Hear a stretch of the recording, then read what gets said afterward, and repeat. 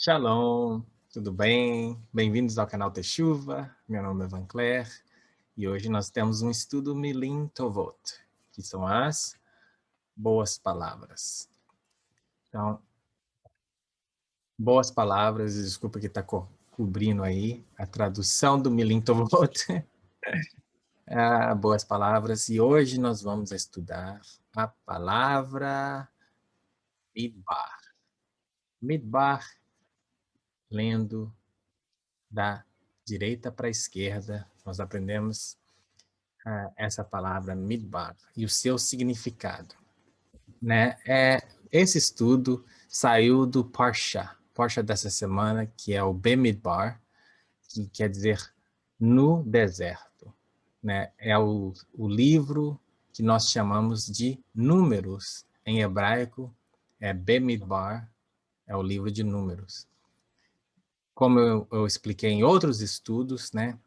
As primeiras palavras ou o significado do primeiro versículo é onde os israelitas tiravam o nome do livro, né? Por exemplo, Bereshit, que quer dizer do princípio, é o livro de Gênesis. Shemot, que quer dizer nomes, é o livro de Êxodo, né? Então eles pegam aquela primeira frase ou a primeira palavra e é o nome que eles dão para o livro, né? Em hebraico, o primeiro versículo de Números fala que Deus falou com Moisés no deserto, Bemidbar, e aí que eles tiram o nome do livro, né? Bemidbar quer dizer no deserto, mas a palavra que nós vamos estudar é Midbar, que quer dizer somente deserto. Também quer dizer outras regiões selvagens. Pode ser o sertão, um pântano, uma floresta ou selva, ou até uma região sem vida, né? Que normalmente a gente sabe que o deserto é um lugar difícil de haver vida. Tem vida no deserto, mas é difícil de haver vida. Mas a gente também, quando a gente fala que é uma cidade deserta, é aquela cidade abandonada, uma cidade sem vida, um lugar sem vida. Então pode ser uma região selvagem ou um lugar sem vida, que é a palavra midbar.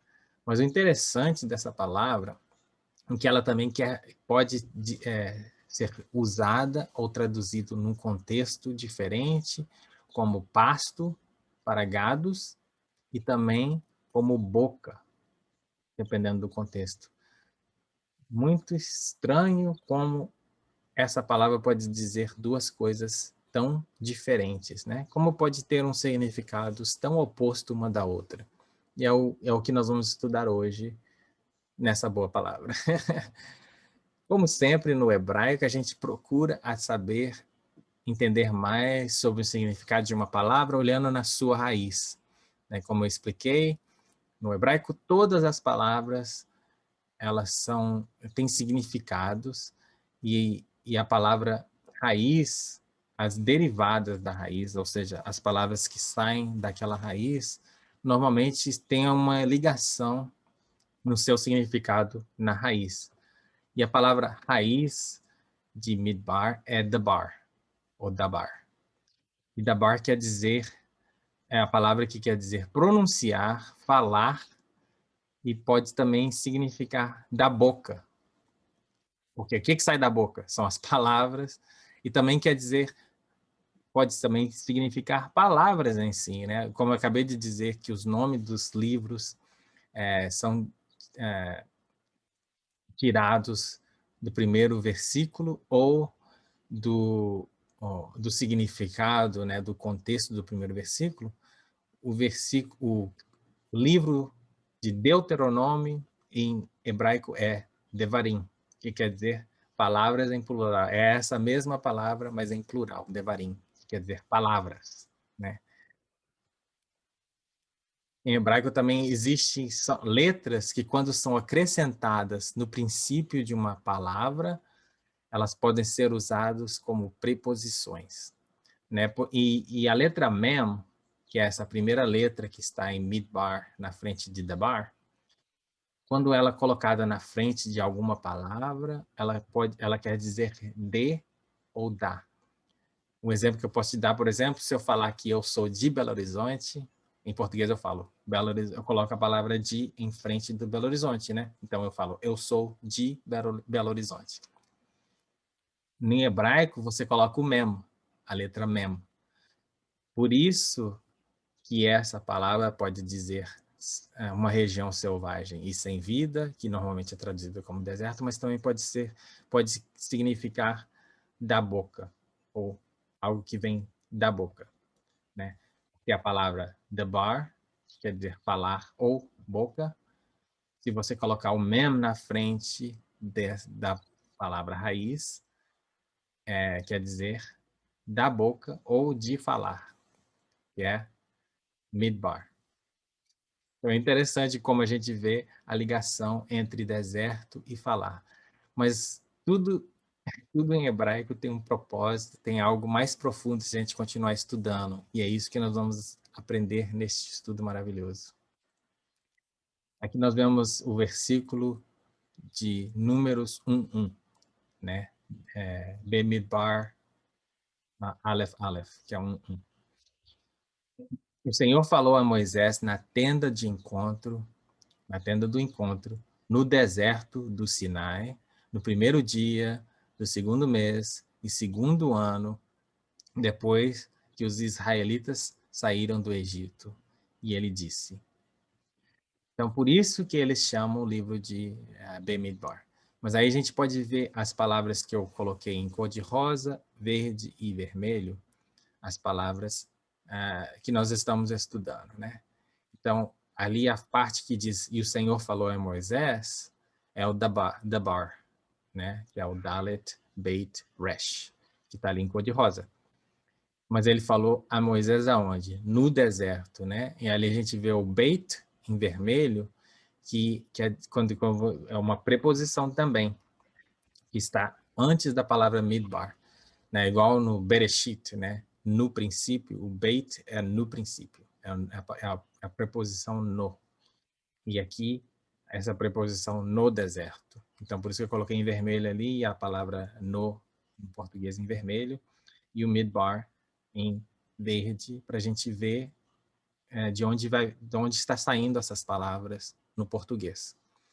Então, a gente vê ali o debar e o midbar usado nesse primeiro versículo, e a gente vai aprender mais ainda qual a ligação dessas duas palavras, por que elas têm uma ligação uma com a outra. Então, para Deus, ou Yah, que eu coloquei ali, ou Hashem, ou Adonai, o que você quiser chamar o Criador, para que ele nos leva ao deserto? E qual a ligação do deserto com falar? Né? Vamos aprender. A experiência que Deus nos dá no deserto é sempre ligado a nos mostrar o seu caráter. Tá? Então, ele nos leva no deserto para ele nos mostrar quem ele é, para nos mostrar o seu caráter. É no deserto que ele nos mostra que ele é provedor. Né? Quando nós estamos no deserto, a gente fica 100% dependente do Senhor, dependente do Criador. Ele nos alimenta com maná, ele nos dá água viva da rocha, ele faz os sinais miraculosos no deserto, ou seja, os israelitas ficaram ali, as roupas deles não se gastavam, não se perdiam, e crescia junto com o povo, porque quando eles entraram, eles tinham criancinhas pequenas com as suas roupas, e eles cresceram, viraram adultos e continuaram sempre usando as mesmas roupas. Né? Ele abriu o Mar Vermelho, abriu o Rio Jordão, ou seja, ele mostrou ali, guiou o seu povo, protegeu o seu povo com as colunas, a nuvem de fogo e a coluna a nuvem que se tornava fogo durante a noite, né? Então ali ele mostra o seu caráter de que ele é Deus e que ele é o provedor de tudo que a gente precisa, até mesmo passando por deserto, né? Que é um lugar de dificuldade, um lugar difícil de se viver. E ele mostra a sua fidelidade ali. No deserto, ele nos ensina todas as coisas que Deus falou com seu povo, Israel, para fazer no deserto. Ele tinha alguma ligação espiritual. Muitas coisas que eles faziam até mesmo no tabernáculo, os rituais, os sacrifícios, são coisas do mundo espiritual. E Deus estava mostrando ali como o mundo físico é ligado com o mundo espiritual, né? Então, coisas às vezes que ele até ensinava e o povo obedecia sem saber o porquê, tinha um propósito no mundo espiritual. E isso a gente pode usar até hoje, as lições e as coisas que Deus pediu e ordenou ao povo a fazer no deserto, tinha alguma lição espiritual, era tudo ligado. E a gente pode ver até hoje coisas que a gente pode aprender deles durante esse período, que são úteis para a gente hoje, para acessar o mundo espiritual, o mundo invisível. No deserto, ele também nos prova, não é só. Então, ele nos leva, às vezes, no deserto para nos provar, para ver se a gente realmente ama ama e deseja segui-lo e honrá-lo como Deus e Criador dos céus e da terra, né? Uma única maneira que Deus pode saber o propósito do nosso coração, o que a gente realmente está fazendo e por quê, às vezes é no deserto, porque quando tudo vai bem, quando a gente tem tudo que a gente precisa, né? Muitas vezes é fácil seguir ao Senhor, né? É fácil. Quando a gente está tendo tudo que a gente precisa, tudo que a gente quer, fica fácil seguir a Deus e fazer as coisas. Mas quando as coisas apertam, quando as coisas ficam difíceis, quando a gente está passando por deserto, é que realmente o nosso coração se revela. E às vezes não somente para Deus, porque Deus sabe todas as coisas, Ele conhece. Às vezes é para a gente mesmo, é para a gente mesmo e para as pessoas ao redor ver o que está realmente no nosso coração. Será que a gente vai realmente obedecer e seguir a Deus durante as dificuldades? Será que a gente realmente ama a Deus e quer obedecê-lo e segui-lo, independente do que a gente está recebendo daquilo?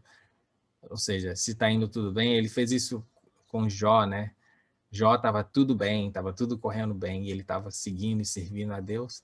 E o inimigo veio e falou assim: se você tirar as coisas dele, ele vai te amaldiçoar. E Deus falou: então tá, vamos provar, vamos ver, vamos fazer uma prova. E Deus permitiu que o inimigo tocasse na vida dele, ele passasse por aquele deserto terrível, né, onde ele perdeu todas as coisas. E aí ele viu que mesmo durante esse período, Jó continuou honrando. Então ele viu que Jó realmente o amava, não pelo que ele estava, não pelas coisas, pelos bens materiais que ele tinha. Ele amava a Deus de verdade, ele confiava em Deus de verdade, né? E Jó pôde dizer no final, né, da sua jornada: antes eu te conhecia de ouvir falar, mas agora de contigo andar, né? Ele teve experiências verdadeiras com Deus durante o deserto, durante a prova. No deserto é que ele fala com seu povo. E aí tem mais uma ligação com o falar no deserto. Porque é no deserto que ele apresentou todas as alianças, ele apresentou o seu Torá para o povo, ele ensinou o povo no deserto, durante o período do deserto, que Deus falou com o seu povo e ensinou o seu povo a andar conforme ele quer, a como ser santo e separado, né? Porque lá no deserto, quando a gente está passando pelo deserto, nós estamos longe das distrações da vida. Estamos longe, ou seja, quando a gente está passando por um problema, a gente pensa mais naquele problema, a gente se esquece as coisas pequenas, insignificantes e bobas, coisas que, na verdade, não têm muito valor na vida, né? Então, quando está tudo bem, a gente começa a inventar coisas. A verdade é essa, a gente começa acrescentar coisas desnecessárias. A gente começa a ficar distraído e às vezes a gente começa a esquecer de Deus. Mas quando a gente está passando por uma prova, muitas das vezes a gente se aproxima mais de Deus, a gente busca mais a Deus, a gente jejua porque a gente quer uma solução para aquele problema. E é o nosso deserto. Então, quando nós estamos no deserto, a nossa atenção fica mais focalizada em Deus, porque a gente quer achar a solução daquele deserto, a gente quer sair do deserto, né? Então a gente às vezes esquece das distrações, das coisas pequenas que são às vezes insignificantes, esquece de tudo. Ou seja, coisas que a gente às vezes antes preocupava, que achava que era grande, que era um grande problema, quando a gente enfrenta um verdadeiro problema, um deserto mesmo, aquelas coisas ficam insignificantes, ficam pequenas, né? E a gente concentra mais no problema, a gente concentra mais naquilo que é importante. que é buscar a Deus.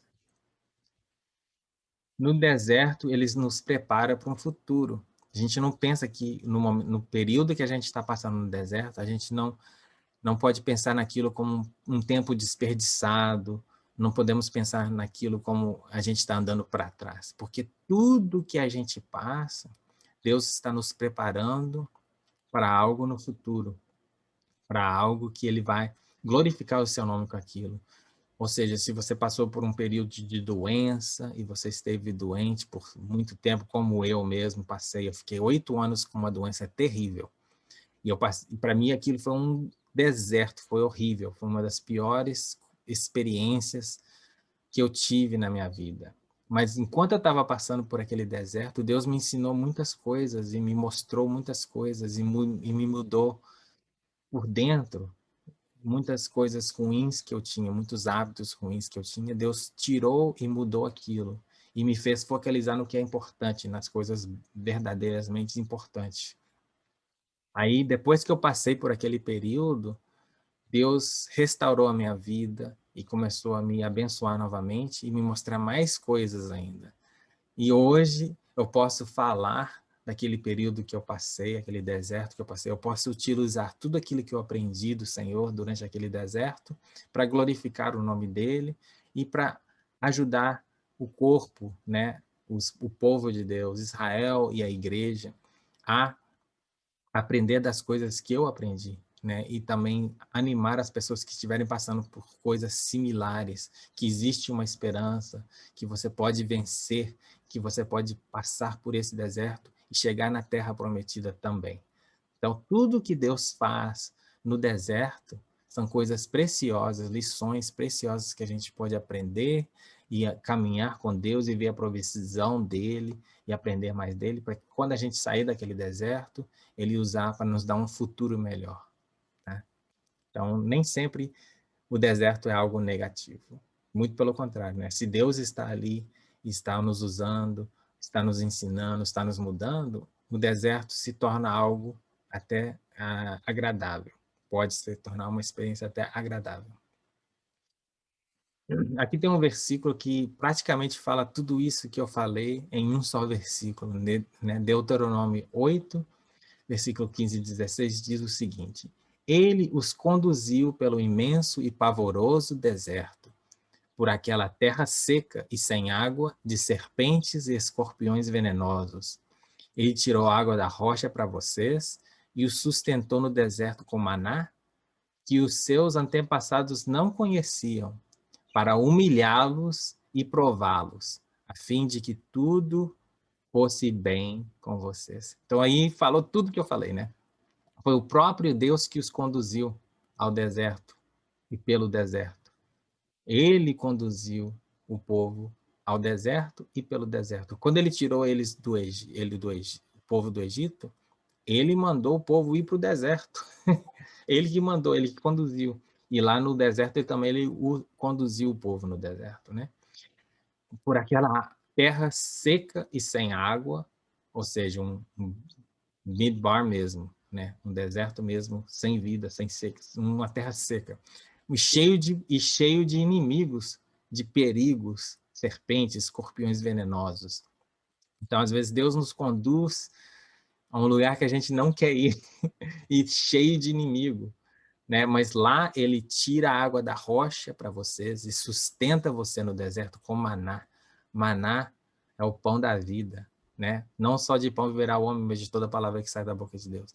Então Deus nos sustenta no deserto com maná. Ele nos dá, e o maná também era aquilo, né? Era uma porção, algo que descia do céu diariamente, conforme a necessidade do povo. O maná ensina as pessoas, né? É a mesma coisa da oração de Jesus, né? O pão nosso de cada dia nos dai hoje. O maná nos dai hoje, né?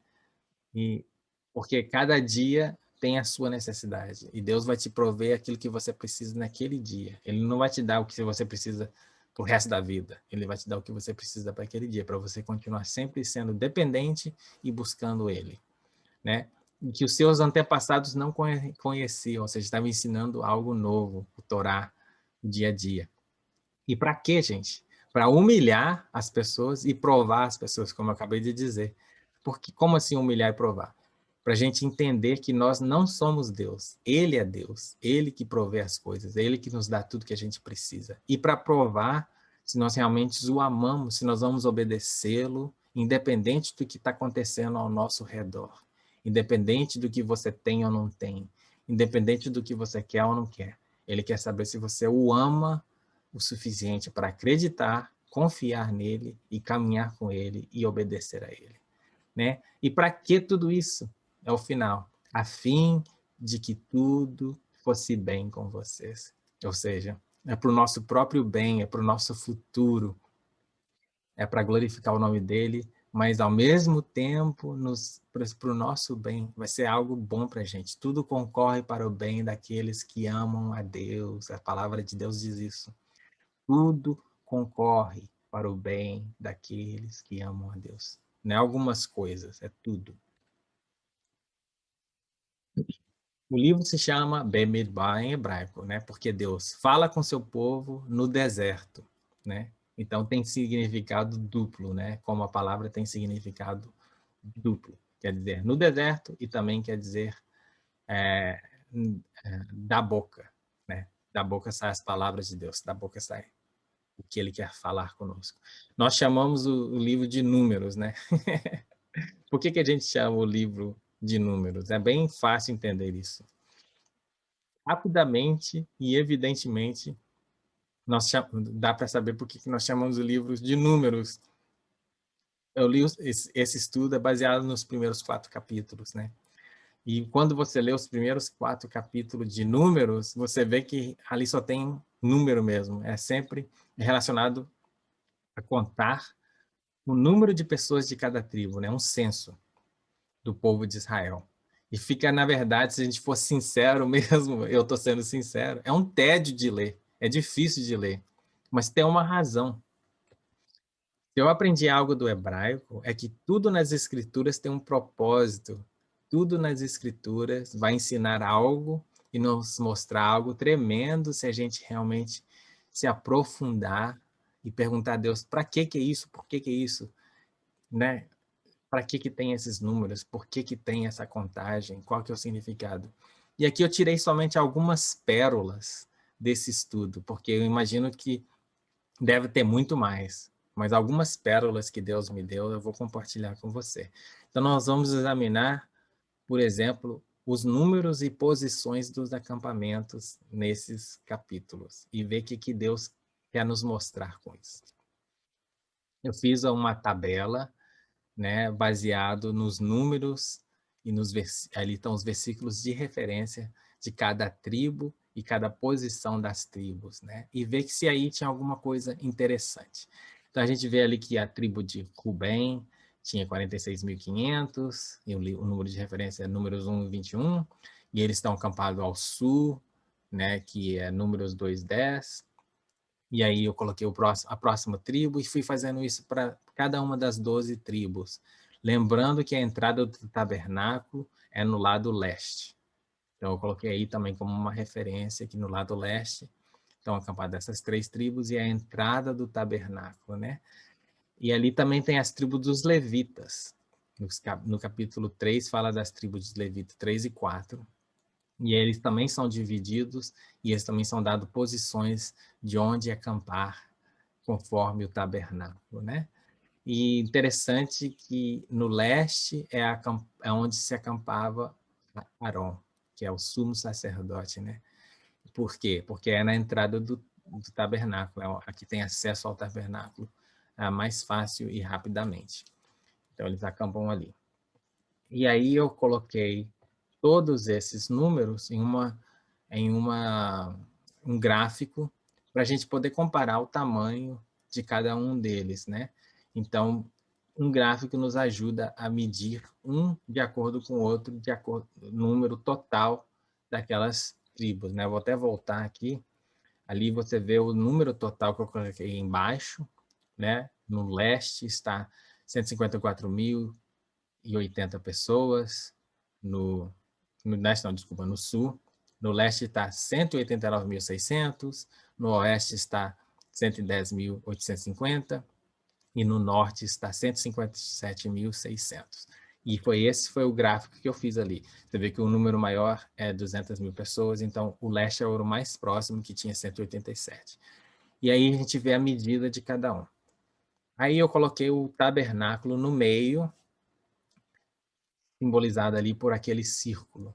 O tabernáculo está no centro, e aí nós vamos ver a posição de cada um dos acampamentos.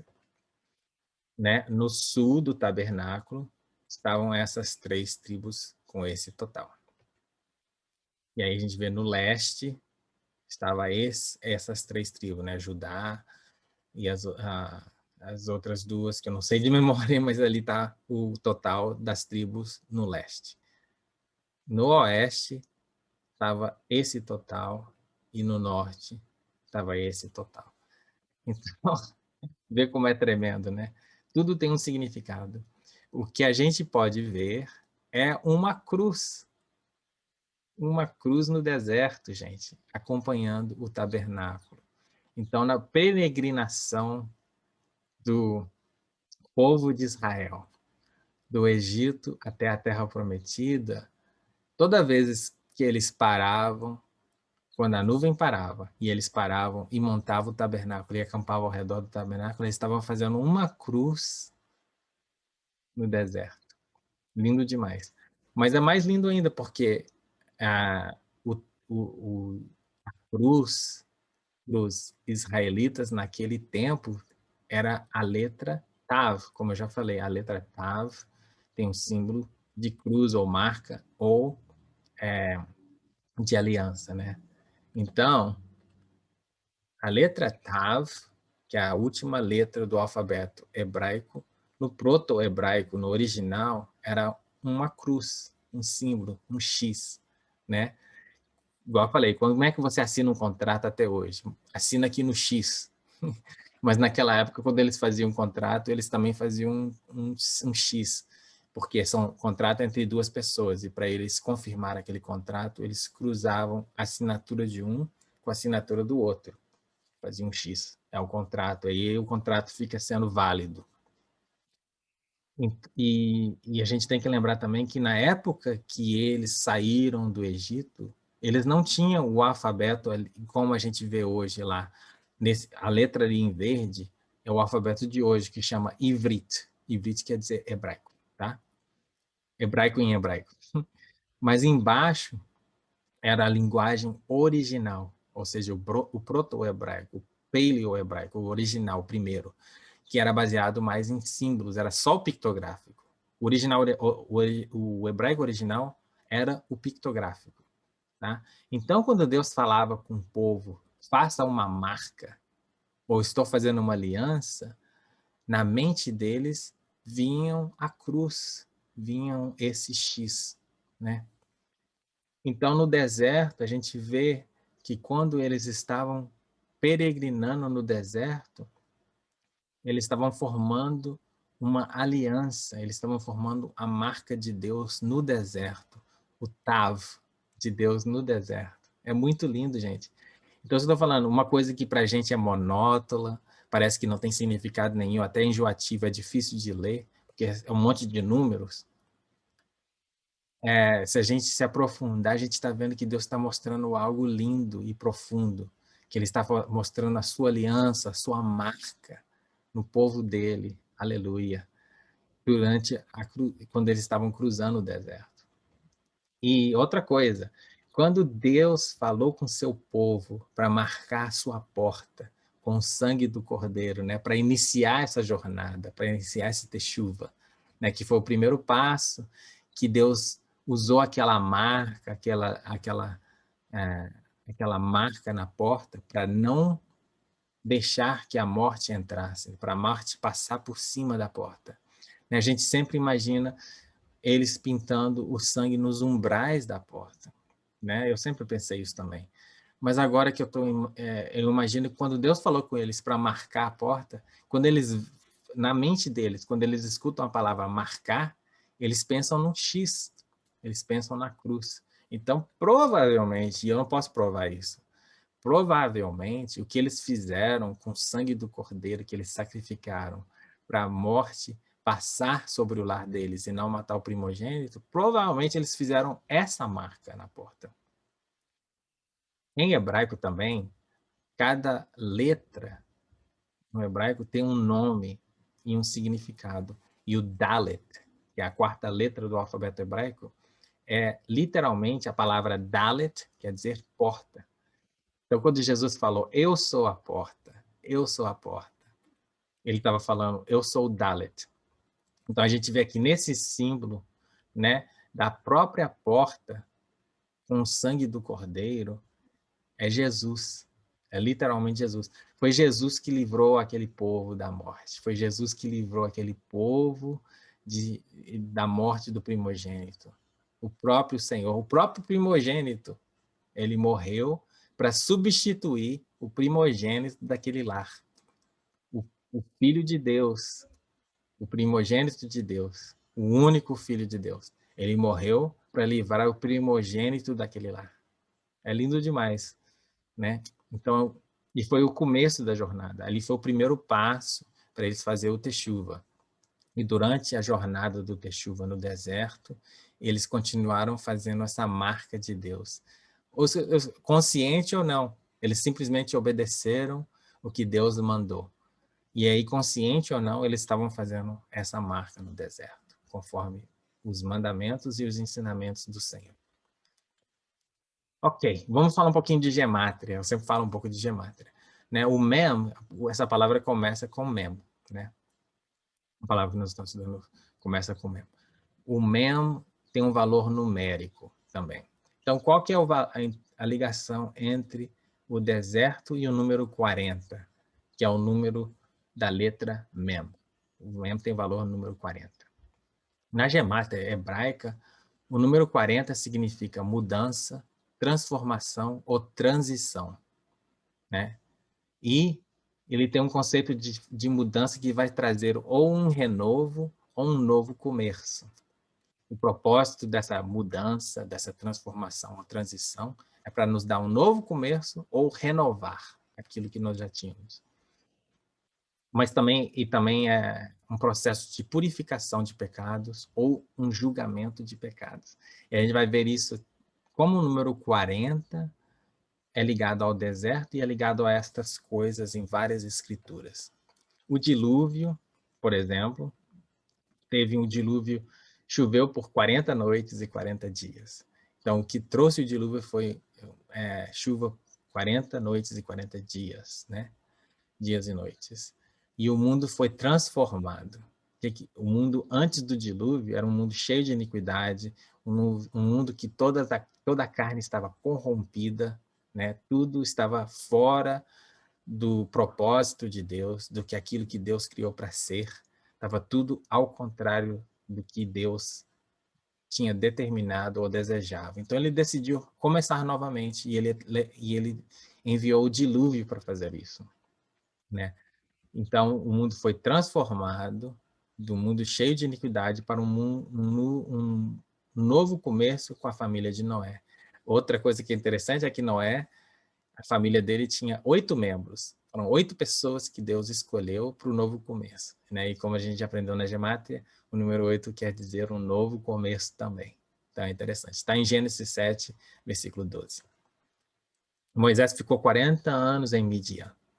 E durante esses 40 anos, Deus transformou ele de um príncipe egípcio orgulhoso a um pastor humilde de ovelhas. Então ele passou ali 40 anos aprendendo de Deus no deserto. Ele teve a sua própria jornada, né?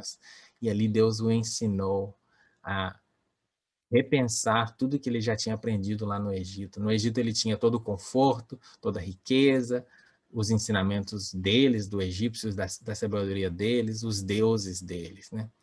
E quando ele saiu de lá, porque ele matou um egípcio e foi para o deserto, no deserto Deus tratou com ele, reeducou ele, ensinou ele as coisas que são realmente importantes, ajudou ele a se tornar humilde e se tornar um pastor de ovelhas. para quê? Para um propósito futuro, porque Deus ia usar ele para libertar o seu povo, né? E ele ia precisar dessas coisas que ele aprendeu ali, que ele adquiriu ali como pastor, porque ele ia ser um pastor do rebanho de Israel, das ovelhas de Israel. Então teve também uma transformação e um propósito, um renovo e um novo começo para a vida de Moisés em Midian. O povo ficou no deserto por 40 anos para purificar eles do pecado e julgar eles contra a incredulidade, quando eles enviaram os espias, né? Os espias foram ver a terra prometida e eles voltaram, disseram que realmente a terra é boa, mas que existiam gigantes ali, que eles não iam conseguir conquistar a terra. E Deus julgou eles por isso. Falou que eles iam ficar no deserto por 38 mais anos, porque ele já tinha passado 2. E aí, nesse período, Deus transformou aquele povo em um povo pagão e incrédulo, a um povo separado e consagrado, um povo kadosh. Números 14, versículo 33 e 34, né? E por que eu digo um povo pagão e um povo incrédulo? Porque aquele povo, querendo ou não, eles saíram do Egito. E no Egito existia vários deuses, né? Então, eles adoravam outros deuses. Muitos daquele povo que se misturou com o povo de Israel, que saiu do Egito, eles eram pagãos. E o povo ainda estava incrédulo. Por mais que eles viram tantos milagres e tantas coisas que Deus fez, eles ainda não acreditaram que Deus ia os ajudar a obter a terra prometida, que Deus falou que ia dar para eles. Então, eles tiveram que passar aquele período, mas o período transformou aquele povo em um povo incrédulo e pagão a um povo de Deus, um povo kadosh, um povo separado e consagrado. Moisés ficou 40 dias e 40 noites no Monte Sinai para receber o Ketuba, ou a aliança de Deus, que nos transforma até hoje. E ele teve que fazer isso 2 vezes, né? Que na primeira vez, quando ele desceu com o Ketuba de Deus, né? Com os escritos, as palavras de Deus, que a gente chama de os 10 mandamentos, que são, na verdade, os 10 pronunciamentos, não fala mandamentos ali, são as 10 coisas que Deus pronunciou e falou e escreveu com seu próprio dedo, para nos ensinar e nos transformar. Quando ele desceu a primeira vez, ele viu aquele povo adorando o bezerro de ouro, né? Então ele julgou aquele Quetuba no chão e quebrou, porque ele ficou tão indignado com o que estava acontecendo, né? E aí ele teve que fazer isso novamente, subir novamente, e pela segunda vez Deus passou 40 dias e 40 noites lá, recebendo novamente aquilo que Deus estava pronunciando. Né?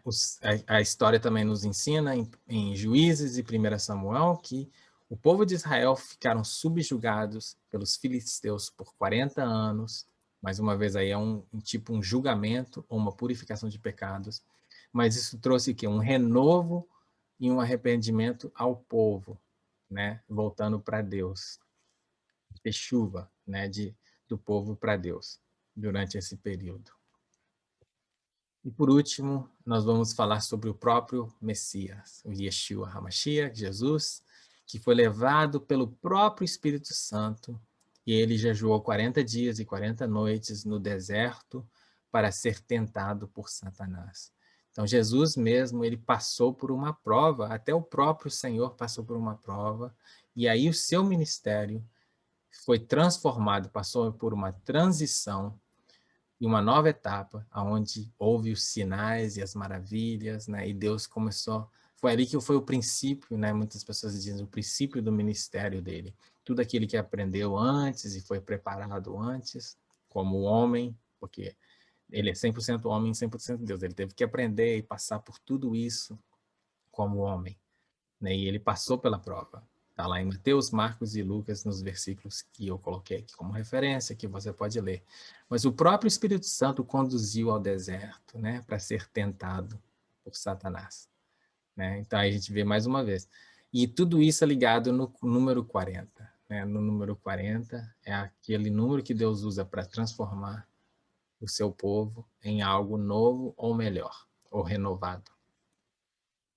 É isso, gente. Esse é o estudo dessa palavra e espero que vocês tenham gostado. Se você gostou do estudo de hoje, eu quero pedir a você para se inscrever, para deixar o seu like, compartilhar, deixar o seu comentário, porque isso ajuda o canal e ajudando o canal, mais pessoas vão poder ser alcançadas por esses estudos pela palavra de Deus.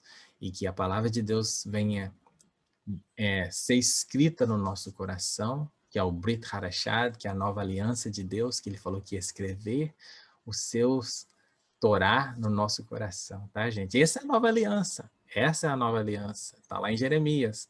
É a nova aliança que Jesus falou, em que ele escreveu o seu Torá, seus ensinamentos no nosso coração, tá?